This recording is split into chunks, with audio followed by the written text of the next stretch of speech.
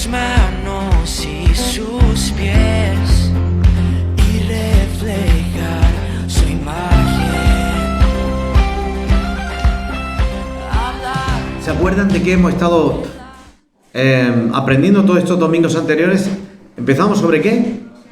El llamado. Muy bien. En segundo lugar, vimos del llamado, estaba dividido en cuatro niveles del llamado. El primer nivel, ¿cuál era? A la salvación. Bien, tengo buenos alumnos y alumnas por ahí. Bien. ¿Y el segundo llamado? A la consagración. Muy bien. ¿Y el siguiente llamado? Al ministerio. Muy bien. Bueno, parece que es una alumna destacada. Bien. ¿Y el cuarto llamado, que es el que más nos gusta? A la vida eterna.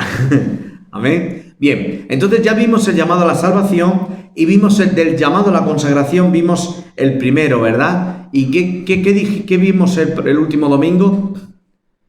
El primer llamado a la consagración. ¿Qué había que hacer? El altar. Había que restaurar el altar.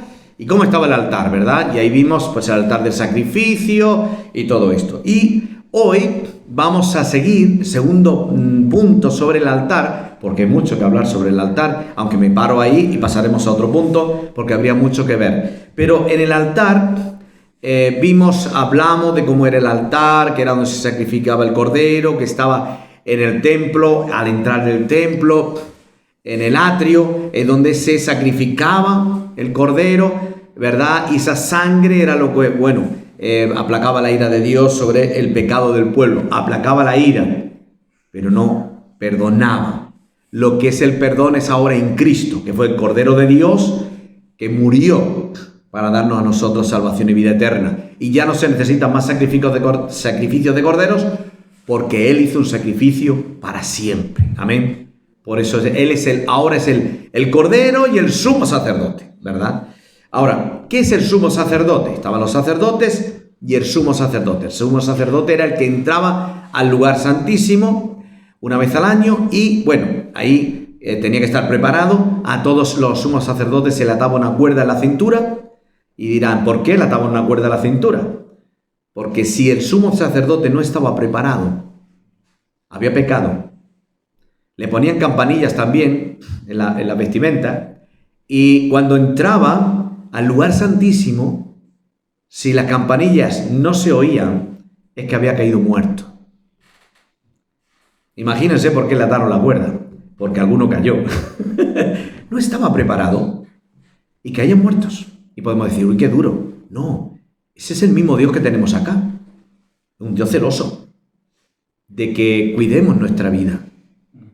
Es misericordioso. Él es amor, pero también es recto. ¿Me entienden? Él es amor, nos ama, pero también es recto. Y lo que debemos de entender es que en esa rectitud, pues no coge todo. Por eso hablábamos en cultos anteriores sobre cómo es el camino que lleva la vida. ¿Cómo es el camino que lleva la vida? Estrecho y angosto. ¿Y el que lleva a la perdición cómo es? Y espacioso. Ahí coge todo. Entonces, no por congregarme soy salvo. Eso ya me imagino que lo sabíamos, ¿verdad? Yo soy salvo por Cristo. Porque Él es el Señor de mi vida. Y como resultado de que Él es el Señor de mi vida, yo me congrego porque allí hay otros que son como yo. Y juntos nos calentamos. Y si tú un día estás cojo o coja, pues tu hermano te va a levantar. ¿Verdad? Por eso Salomón hablaba en Eclesiastés 2, son mejor que uno, mejor paga tiene para su salario, se usa mucho para los matrimonios, pero también habla de la hermandad del cuerpo de Cristo. Es bueno que estemos juntos. Bien, pero vamos para adelante. Hoy vamos a ver el altar del incienso. ¿Conocen ese altar? Bueno, el altar del incienso era un altar hecho también de madera de acacia. ¿Se acuerdan que el del sacrificio era madera de acacia y recubierto de bronce? Y el altar del incienso era también de madera de acacia. ¿Se acuerdan cómo era la madera de acacia que os mencioné? Era una madera fácil de moldear, con muchos nudos. Difícil, porque los nudos se rompe la madera. Entonces, El altar del incienso era de madera de acacia y recubierto de oro. ¿Vale? ¿Y dónde estaba el altar? Bien, pues el altar del sacrificio estaba fuera del lugar santo y en cambio el lugar donde estaba el altar del incienso era en el lugar santo.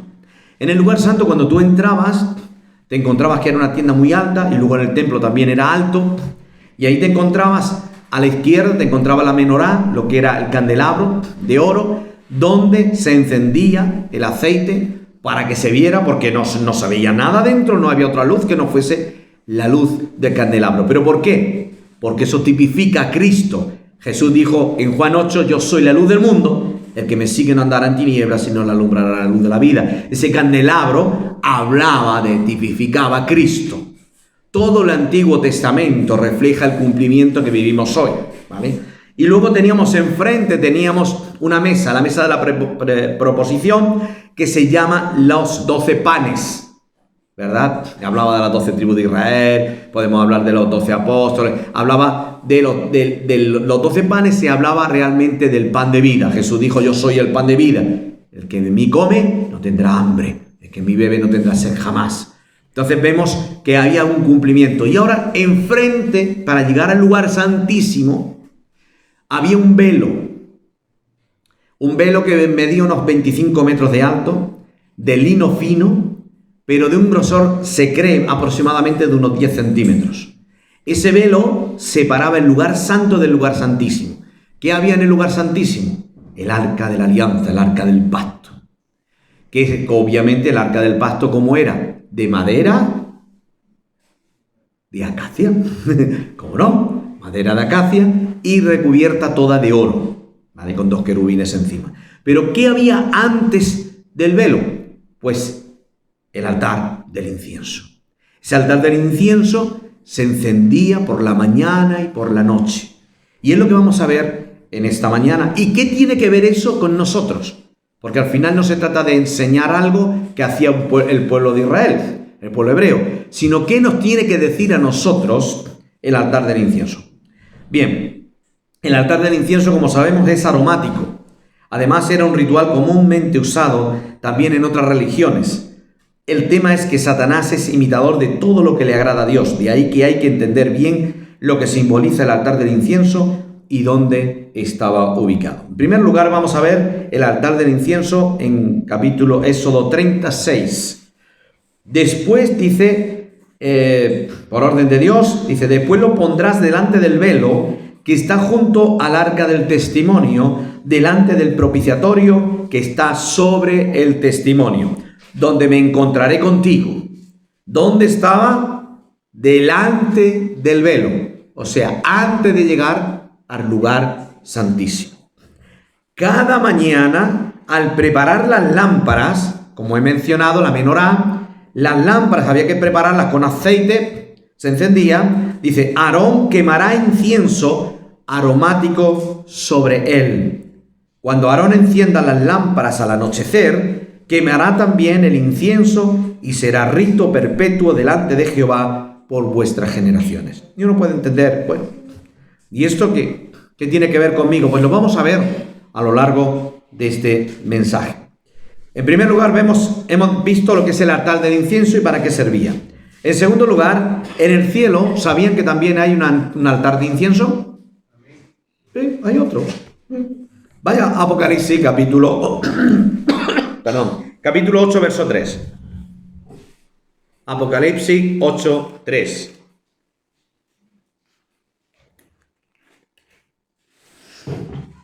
Dice la palabra, otro ángel vino y se paró ante el altar con un incensario de oro y se le dio mucho incienso para que lo añadiera a las oraciones de todos los santos sobre el altar de oro que estaba delante del trono. Y de la mano del ángel subió ante Dios el humo del incienso con las oraciones de los santos. Y el ángel tomó el incensario, lo llenó con el fuego del altar y lo arrojó a la tierra. Y hubo truenos, ruidos, relámpagos y un terremoto. Apocalipsis 5:8 dice, las copas, estas llenas de incienso, eran las oraciones de los santos. Para contextualizar y concadenarlo, cuando nosotros oramos, ese es el olor del incienso.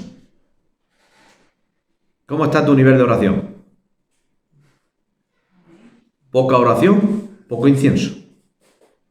Podemos tener la palabra que simboliza los panes. Podemos tener el candelabro, la luz, porque Cristo murió por mí para darme luz. Pero sin la oración, que es el altar del incienso, no avanzo como hijo de Dios. Tengo que aprender a que la oración es importantísima. Cuando hemos leído aquí Apocalipsis capítulo 8, aquí vemos que dice que arrojaron por las oraciones que habían de los santos. ¿Pero por qué? ¿Qué oraciones? Por ejemplo, un ejemplo de una oración que llegó al trono de Dios, ¿cuál fue? La del pueblo de Israel. 400 años esclavos en Egipto. Y dice la palabra que, ha llegado hasta mi trono la oración, el clamor de mi pueblo, porque están siendo maltratados por lo que era el faraón de Egipto. Se habían olvidado de José, el Dios de José, y lo estaban maltratando. Y el clamor llegó. ¿Qué quiero decir con esto? Que Dios escucha el clamor de su pueblo, de su iglesia. No sé cuál es la situación que tú estás viviendo personal. Quizá no tienes papeles, quizá no tienes trabajo, quizá no tienes salud, quizá tienes una angustia severa, pero que te puedo decir que tu oración no es en vano. Hemos leído, las copas estaban llenas de incienso, y dice la palabra en 5:8, las oraciones de los santos. Nosotros somos santificados por Cristo. Cuando oramos, está en valor tu oración. Obviamente hay que aprender a orar también, ¿vale? De pronto hay alguien, no, yo estoy orando porque quiero un Ferrari y quiero no sé qué. Bueno, tú eso no lo necesitas, hombre. Orar enfocados. De ahí, del enfoque, vamos a ver más adelante. Hemos visto en segundo lugar que en el cielo también hay un altar y vemos cómo el apóstol Santiago, capítulo 5, versículo 13, hablaba de la importancia de la oración y de cómo orar. Lo vamos a ir viendo también. 5:13 de Santiago dice, ¿está alguno de vosotros enfermo? Perdón, ¿alguno de vosotros afligido? ¿Hay alguien aquí que esté afligido? Pues da una receta. Cante alabanzas. ¿Usted cree que dice eso? No. Haga oración. ¿Estamos afligidos por una circunstancia, por una prueba? Ora. Doble rodillas, buscamos al Señor. ¿Está alguno alegre? ¿Qué dice? Canta alabanzas. Pero esto habla de los estados de ánimo que vamos a vivir como cristianos. Siempre no vamos a estar alegres. A veces estamos afligidos. ¿O usted siempre está alegre? Hay momentos que, en fin, todos los días no estamos cantando y saltando de alegría. Pero sí que es verdad que en esos movimientos tenemos que ser sabios también como hermanos. Si mi hermano está triste y afligido, ¡no, alaba a Dios! ¡Da igual, que no pasa nada! ¿Le estás ayudando a tu hermano? No. Tenemos que tener empatía y acercarnos a ese hermano. No te preocupes, hermano, vamos a orar por esto. De pronto tú estás flotando de alegría. Pero tenemos que tener compasión de nuestros hermanos, porque no siempre van a vivir las mismas circunstancias. Y otro día de pronto somos nosotros los que estamos afligidos. Y qué importante que tu hermano tenga empatía y se preocupe por ti también. Amén. ¿Está alguno enfermo entre vosotros? Llame a los ancianos de la iglesia para que oren por él, ungiéndolo con aceite en el nombre del Señor. Por eso tenemos aceite aquí también. Si alguno está enfermo, no se preocupen. Ya alguien me preguntó, oye, pero lo echan por la cabeza. Digo, no, tranquilo. Eso solo fue para el rey David, para ungirlo con un cuerno, que le echaron todo el... No, nosotros ungimos con un poquito de aceite simplemente, ¿vale? Y oramos por sanidad. Pero no olvidando que el aceite no sana a nadie, ni nosotros los pastores tampoco. Es Dios el que sana. Amén. No olvidemos que de pronto Pablo tenía un aguijón en su carne, de pronto puede ser físico, y Dios le dijo, bástate mi gracia, que mi poder se perfeccione en tu debilidad. Entonces, no sabemos. Pero es importante que si tienes una enfermedad, pues pide oración y oraremos por ti. Verso 15 dice, la oración de fe salvará al enfermo. Me encanta Santiago cuando dice esto. No dice sanará. Lea, usted lea en su Biblia, que dice, la oración de fe no dice sanará. Y me encanta porque Santiago sabía los hechos del paralítico. ¿Qué le dijo Jesús al paralítico cuando lo trajeron? Abrieron el tejado de la casa, descuartizaron la casa para bajar al paralítico. Que aquello tuvo que haber sido impresionante. El paralítico tuvo que haber estado liado en cuerdas porque era paralítico. ¿Usted se imagina una camilla? No crea que eran las camillas de aquí de los paramédicos. No. La camilla eran 2 trozos de madera, un poco de tela y ahí. Atado con cuerdas para que no se cayera ese cuerpo. Aquello tuvo que haber sido dantesco ver esa imagen. Pero lo bajaron. Y lo bajaron delante de Jesús. Y Jesús, cuando lo ve, al hombre, tu fe te ha salvado. ¿Perdona? De pronto pudo haber dicho paralítico, hombre, vamos a ver, se han jugado la vida bajándome por aquí y ahora me dice que mi fe me ha salvado. No, pero Jesús conocía el corazón del paralítico. Quería salvación. No sabía si iba a tener sanidad, pero lo que sí quería era ser salvo. ¿Me está entendiendo lo que le quiero decir? Que la prioridad de nuestra vida es la salvación. La sanidad es el resultado que puede haber de esa salvación. A veces hay gente que si fuesen sanos, se perderían. Por eso permanece su enfermedad. Esperemos que no seamos ninguno de nosotros que estamos aquí o que me puedan escuchar en diferido, pero a lo que me refiero es que a veces es mejor que uno no sea sano si me voy a apartar del Señor. En este caso, Jesús le dice, tu fe te ha salvado. Igual que Santiago. Y evidentemente, después le dijo, ahora toma tu camilla y vete. No le dijo, y ahora y por el poder y la unción y la poder. No, ahora coge tu camilla y vete. Qué maravilla. Yo siempre me enamoro de la obra de Cristo, con esa sencillez, pero profundidad y autoridad. Levanta tu lecho y vete. Aleluya. Dios es bueno. Amén. La oración de fe salvará al enfermo y el Señor lo levantará. Y si hubiese cometido pecados, le serán perdonados. Para que veamos la importancia de la salvación del pecado por encima de la sanidad. Confesaos vuestras ofensas unos a otros y orad unos por otros. ¿Para qué? Y ahora aquí con esta, la confesión, las ofensas de los unos con los otros, y ahora sí habla de la sanidad. ¿Se da cuenta? Hemos leído el versículo 15 y no habla nada de la sanidad. Pero en cambio, ahora el 16 sí habla de la sanidad. Porque tiene que ver muchas veces el tema emocional, las ofensas de los unos con los otros, tiene que ver, se somatiza muchas veces con el cuerpo. Y a veces hay enfermedades por culpa de cosas, procesos emocionales que no se han trabajado. Por eso, en cuanto dependa de nosotros, ¿estar en qué? Con todos. Hasta con el jefe ese que te maltrata igual, en cuanto dependa de mí. Hasta incluso en tu suegra, tu suegro, tu padre, quien sea. En paz. Yo tengo que estar en paz. Amén. Tengo que estar en paz con todos. Por eso dice, orar los unos por los otros para que seáis sanados. Él quiere traer sanidad a nuestra vida. Sanidad emocional también, ¿vale? Porque a veces hay personas heridas que he visto por muchos años, heridas emocionalmente desde la infancia. Desde niños, papá le dijo a su hijo, tú no vales, tú no sirves, siempre vas a ser un inútil. Y se lo creyó. ¿Saben por qué? Porque los niños son muy crédulos. Por eso yo uso mucho a los niños, me gusta decirle campeón. Y uno dirá, ¿por qué? Si no he jugado al fútbol, si no he hecho ningún deporte para que sea campeón. No, porque hay poder aquí en la boca. Tú le dices, tú eres un campeón, es que vas a ser más que vencedor. Y el niño lo cree, que es un campeón. y que va a vencer, y lo estás llenando de positivismo sobre su vida para enfrentar los retos de la vida, que no le queda camino que recorrer.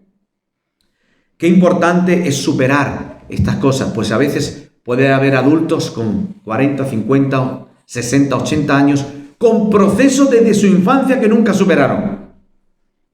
No sé si es el caso de alguno de los que estamos aquí, pero haz un análisis introspectivo. ¿Cómo está mi vida? Porque a veces no oramos porque hay procesos que no se han sido superados. Hay procesos en tu vida que están ahí y te falta tiempo para orar siempre, te falta tiempo para buscar a Dios, pero porque hay situaciones no superadas. El Señor quiere ayudarte. Amén. Yo cuando conocí el Evangelio, lo primero que me dijo el Espíritu Santo, perdona a tu padre. Mi padre seguro que se le olvidó, porque los padres somos olvidadizos. Yo te pegué, no sé si le ha pasado a alguno con sus padres. Sí, cuando me atizó aquella patada, me pegó así, me tiró del pelo. Y se lo dice al padre, ¿yo he hecho eso? Como los padres siempre tenemos amnesia, ¿o no? Se nos olvida rápido. Pero los hijos no, quedan marcados. Yo era un hijo que fui marcado. Y evidentemente tuve que perdonar a mi padre. No sé cómo está tu vida esta mañana, pero reflexiona sobre esto. Analiza desde tu infancia. No hay que hacer una regresión de tu vida, no, se trata de que te analices, porque de pronto hay cosas que te están pasando hoy y que el origen tiene en tu infancia y que nunca lo superaste. Y es importante para que todos oremos unos por los otros y seamos sanados emocionalmente, espiritualmente y físicamente. Amén.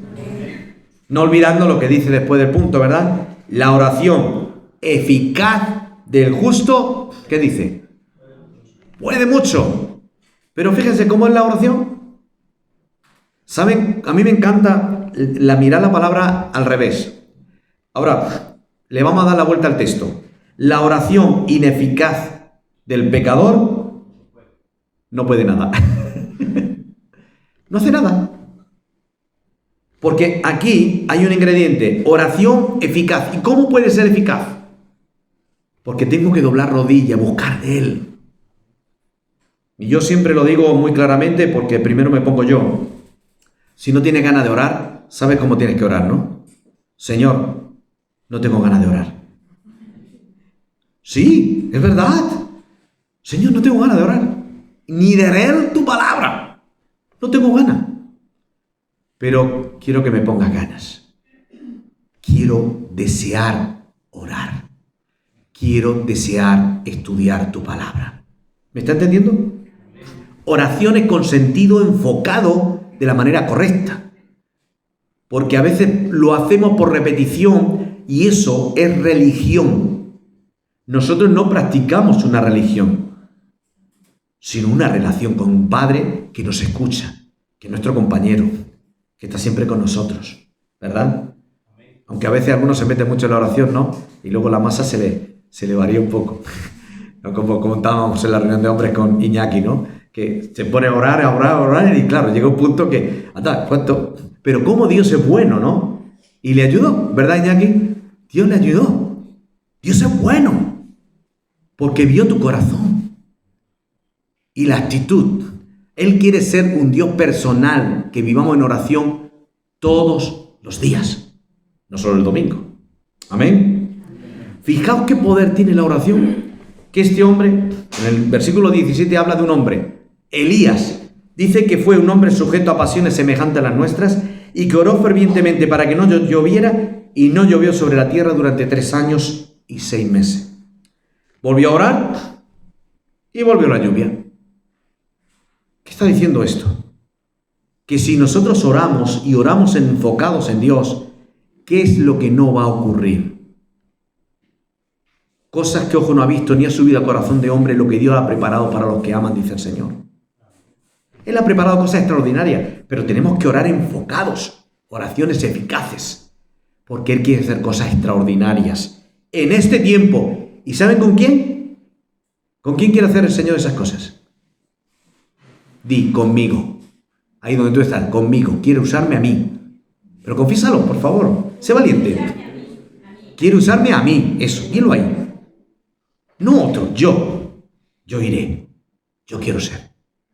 Porque tenemos que aprender a orar, no solo porque obviamente queremos que se conviertan nuestros padres, nuestros hijos, nuestros familiares. Tenemos que orar también porque Dios cumpla su plan con mi vida. Porque estoy aquí por algo, ¿no? Algunos habéis cruzado el océano, ¿no? ¿Para qué? ¿Solo para llenarse de dinero? No. Que entre el dinero es una añadidura. Buscar primeramente el reino de Dios, su justicia, y todo, ya está. Pero enfocarnos, Padre, ¿qué quieres conmigo? Y doy gracias a Dios por lo que ya lo estáis entendiendo, invitando a gente. Nosotros como pastores estamos al servicio del Señor, y si hay que visitar, se visita quien haya que visitar, al hospital, al domicilio, donde haya que ir, a llevar la palabra al sediento, aquel que está al borde del suicidio, aquel que tiene una necesidad apremiante. Estamos para servir. Amén. Y muchos de vosotros Dios va a ir levantando para que seáis también esos siervos, esas siervas que también vais a ir. Ya tengo claro que todo el mundo no va a hacer lo mismo. Y en Romanos 12 algún momento lo veremos en las enseñanzas de que el cuerpo tiene muchos miembros. No todos estamos llamados a hacer lo mismo.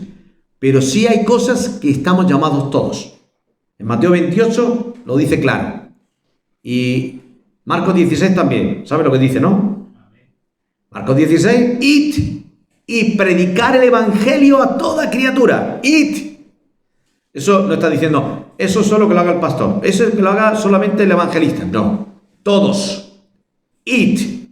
Y luego en Mateo 28, id y hacer discípulos. Entonces, evidentemente, eso es para todos. Ahora, dentro de esa función hay muchos diferentes ministerios y dones y talentos que Dios va a ir organizando poco a poco a cada uno de nosotros. ¿Amén? ¿Cuánto quiere servir al Señor? Amén. Bueno, pues el principio para servir al Señor es decir, heme aquí, Señor, envíame a mí. En cuarto lugar, hemos visto la importancia de la oración. En cuarto lugar, orar en todo tiempo en el Espíritu. Bueno, esta es la parte más compleja, que me gustó el otro día que me hicieron esa pregunta, y ayer concretamente, orar en el Espíritu. Efesios 6, 18 al 20, vamos a ver cómo el apóstol Pablo le habla a esta iglesia de Éfeso. Dice, orad en todo tiempo, con toda oración y súplica en el Espíritu, y velad en ello con toda perseverancia y súplica por todos los santos. O sea, este versículo es que, bueno, Pablo lo ha explicado de una manera, en todo tiempo. ¿Y qué quiere decir en todo tiempo? En las buenas y en las malas. Correcto, hermana, muy bien, Lisbeth. Bueno, exacto. En las buenas y en las malas. Ah, no, es que ahora me encuentro bien. No, en todo tiempo. Y luego dice cómo. Dice, orar en todo tiempo. ¿Cómo? Pues con toda oración y súplica en el Espíritu. ¿Y qué es súplica? Con ruego, clamor. No, Señor, si puedes y quieres. No, clamando ahí, uy, con garra. Y el Señor dice, uy, lo tengo que bendecir. Ay, esta hija mía, este hijo, qué garra tiene. Tengo que bendecirlo. De verdad que Él quiere que tengamos sangre en las venas. Amén. ¿Cuántos tienen sangre en las venas? Amén. Pues hay que sacarla para buscar a Dios. Aleluya. Velad en ello. Y no solo eso, dice, ahora velad en ello, con perseverancia, porque claro, la carrera corta la hacemos a todos. Hasta el cojo hace una carrera corta. Pero la carrera larga en la que hay que perseverar. La perseverancia. Dice, con toda perseverancia y súplica por todos los santos y por mí. Fijaos, qué humilde era Pablo. Orar por todos los santos y por mí. Yo no soy tan santo. Y lo estaba diciendo Pablo, a fin de que al abrir mi boca me sea dada palabra para dar a conocer con denuedo el ministerio del Evangelio. El misterio del Evangelio. O sea, pedía oración Pablo. No sé cuánto han orado por el mensaje de esta mañana. Pero te voy a decir algo. Si tú has orado, tú vas a ser bendecido. ¿Entendéis el concepto? Aquí yo solo soy un vaso. Por cierto, bastante inútil, porque útil solo es Él. ¿Me está entendiendo? Yo tengo que hacerme a un lado para que el Espíritu hable. Y en todo lo que hagamos de la vida tenemos que entender con humildad que Él es el Señor y Él es el que quiere usarte. Pero tú tienes que apartar tu ego y tu orgullo y tu soberbia para que de verdad Dios se glorifique a través de tu vida.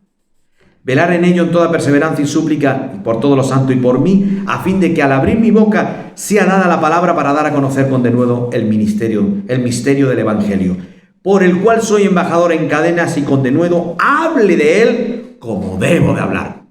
No se trata de hablar a turún tuntún la palabra, se trata de hablarla como Él quiere.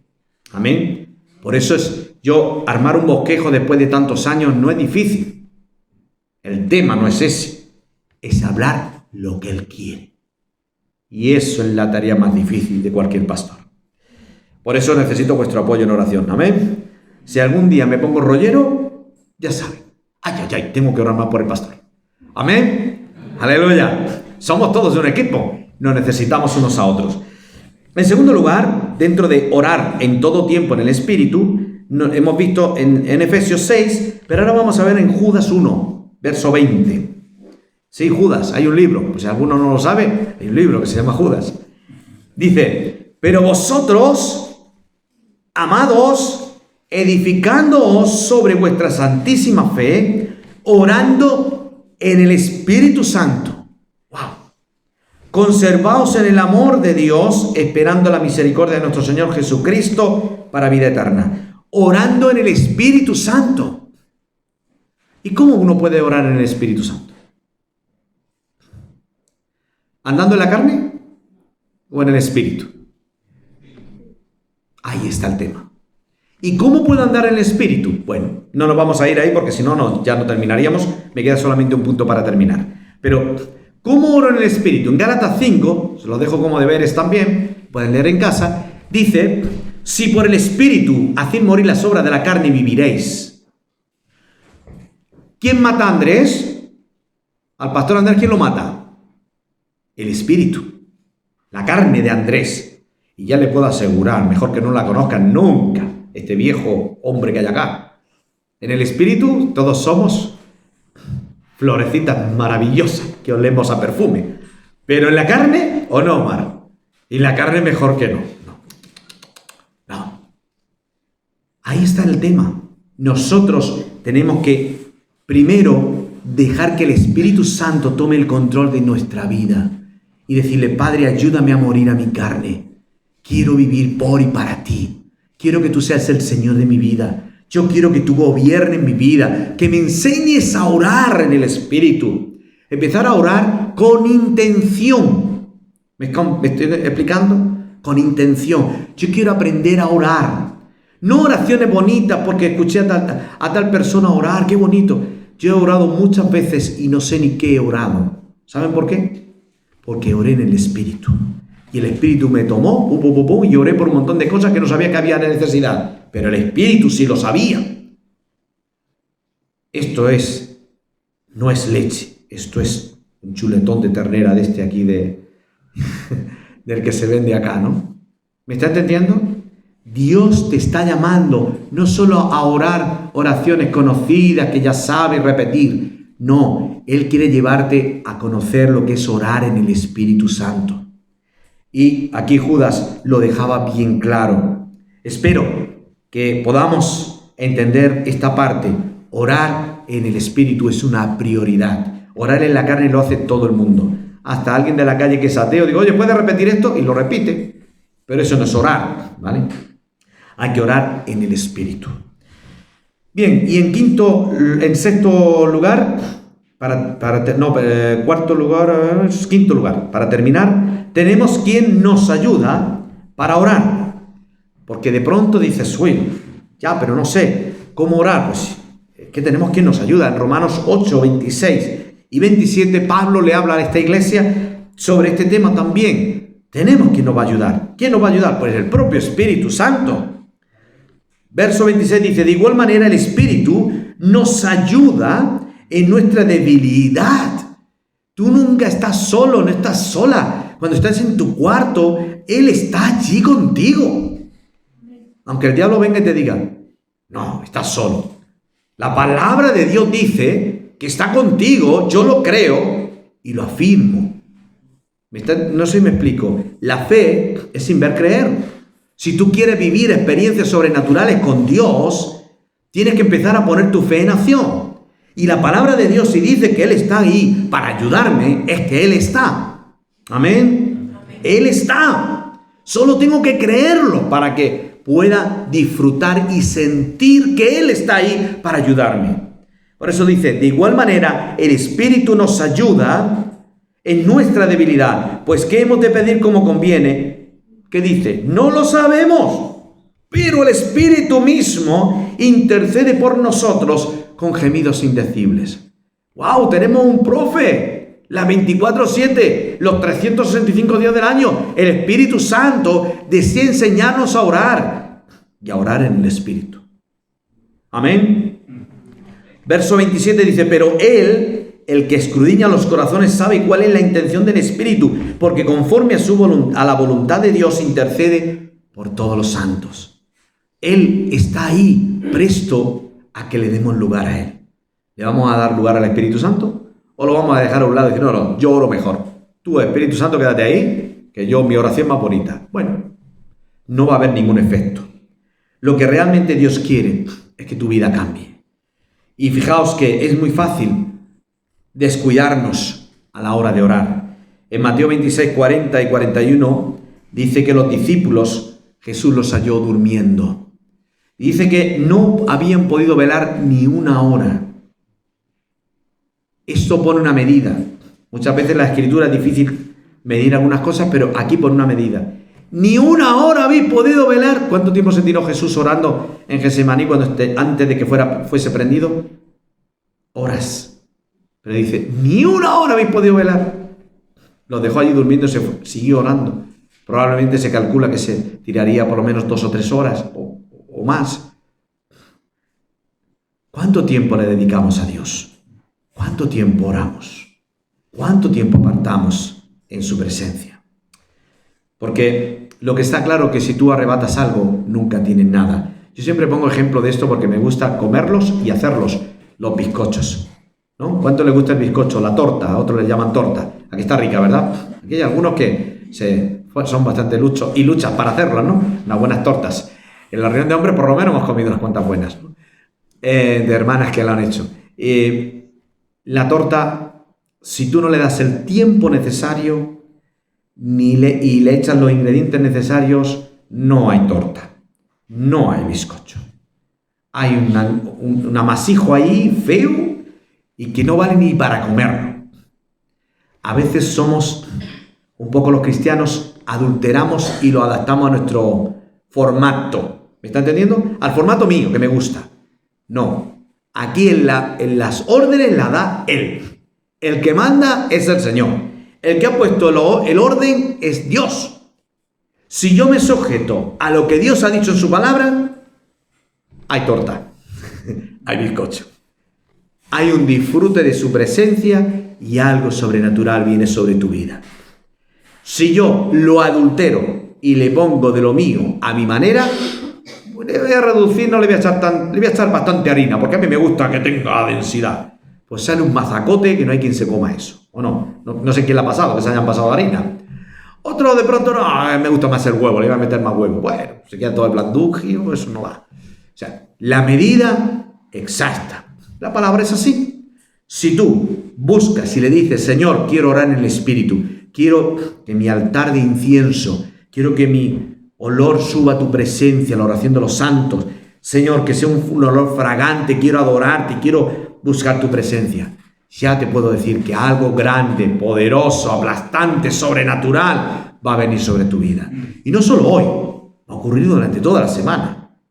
No olviden que el último domingo, creo que domingo 23, es el último culto del mes. Tenemos un culto especial para que podamos testificar aquellos milagros, compartirlo con nosotros como pastores, el milagro de lo que Dios ha hecho en tu vida. ¿Quién sabe? Tú puedes ser uno de los que vas a dar testimonio sobre lo que Dios ha hecho. Pero algo que no tiremos de la caja, ¿saben? Porque yo tiro de la caja y tengo, ¿cuántos milagros Dios ha hecho en mi vida? No sé si me está entendiendo. Cuando el Espíritu Santo nos habló a mi esposa y a mí sobre el culto de testimonios, tiene que ver con lo que hace hoy. Sí que no hay problema, podemos tirar de la caja porque hay. Pero hay que buscar que Dios haga cosas el mes de febrero. ¿Me está entendiendo? Y cuando lleguemos a marzo, queremos ver lo que Dios ha hecho en el mes de marzo. Y Dios cuenta contigo. Si oramos en el Espíritu, algo poderoso va a ocurrir en tu vida. Pero eso, no nos pongamos a orar como los discípulos, y eran los mejores que tenía Jesús. Pedro, Juan, Santiago, los mejorcitos. Y los mejorcitos no pudieron velar ni una hora. Con esto quiero decir, no seamos perezosos, seamos valientes. No es cuestión de orar cuando se puede, es cuestión de entender que de ello depende nuestro crecimiento espiritual. Debemos de comprometernos con Dios. Amén. Esforzarnos cada día más en ello por nosotros, por la familia y por nuestra iglesia. Le invito a que se pongan de pie, que podamos orar para que Dios nos dé sabiduría. Aleluya, aleluya. Dios es bueno, Dios es bueno. Él está aquí con el propósito de verdad de hacer de nosotros mejores discípulos, que entendemos los principios de la oración, que entendemos que no es cuestión de repetir palabras bonitas, palabras que ya aprendí, palabras que hace años que ya hice. A Dios no le agrada esas cosas. Ya Jesús exhortó en Mateo 6 a aquellos religiosos que repetían vanas repeticiones. Por eso el Señor del Padre Nuestro, no para que lo repitieran, sino para que lo entendieran. Y Dios nos quiere hablar a nosotros como iglesia en esta mañana, la importancia de la oración, del altar del incienso, un olor fragante que suba al trono del Padre. Es verdad, tenemos el candelabro siempre encendido, que es Cristo, que es la luz. Es verdad que tenemos la palabra en la derecha, que los panes de la proposición, sí. Pero enfrente tenemos el altar del incienso para llegar al lugar santísimo, que es la oración. Pero oraciones eficaces, oraciones enfocadas, corazones quebrantados en la presencia de Dios. Él nos desea, Él nos ama y quiere obrar en nuestra vida. Y no depende de Él, depende de nosotros. Porque Él es un buen Padre y nos quiere bendecir. Te quiere bendecir el Señor. No se trata de que Él se lo esté pensando. Él es un buen Padre y un Padre da lo mejor. Por eso Jesús daba ejemplos. Que un buen padre ¿qué le daría de comer a un hijo? No le daría de comer a un escorpión o una piedra o una serpiente, no. Un buen padre da de comer a un hijo lo mejor que tiene. Pues así es nuestro Padre Celestial, dará el Espíritu Santo al que se lo pida. Pero debemos de estar enfocados en lo verdaderamente importante. Lo primero es Dios en nuestra vida. Lo primero es que Él se entrone en nuestro corazón y sea el Señor de nuestra vida. Ya no vivo yo, dijo Pablo, mas vive Cristo en mí. Las cosas viejas pasaron y todas son hechas nuevas. Aleluya, aleluya, aleluya. Ese Señor te ha hablado. Aleluya. Levanta tu mano ahí donde tú estás en esta mañana. Si tú sientes que estás mal delante del Señor, levanta tu mano ahí donde tú estás. Dios no es un Dios de moldes. Dios es un Dios de orden, pero no de moldes. Que todo lo hace diferente. Aleluya. Levanta tu mano, que el Señor lo está viendo. Señor, tú ves cada mano que se ha levantado. Tú conoces sus vidas. Tú conoces sus corazones. Enséñale a orar, Señor. Enséñale a orar cada mano que se ha levantado, que humildemente reconoce que necesita más aprender de ti. Señor, ayúdale, Señor, que tu fiel Espíritu Santo muestre y revele aquello que está en desorden y trae orden a su vida. Y que verdaderamente, Señor, puedan aprender lo que significa orar en el Espíritu. Que cuando oren, se maravillen de cómo tu Espíritu Santo les usa para orar por cosas y aun por misterios que ni siquiera pensaban. Padre, en el nombre de Jesús, despierta cada vida. En el nombre de Jesús, obra de una manera sobrenatural y glorifícate a través de nuestras vidas. Que podamos ser antorchas encendidas, que podamos en esta tierra mostrar el Evangelio auténtico. Oh Señor, vidas transformadas por el poder del Espíritu Santo. Te lo pedimos en el nombre de Jesús. Aleluya. Amén y amén. Déjanos ver tu poder en nuestra generación.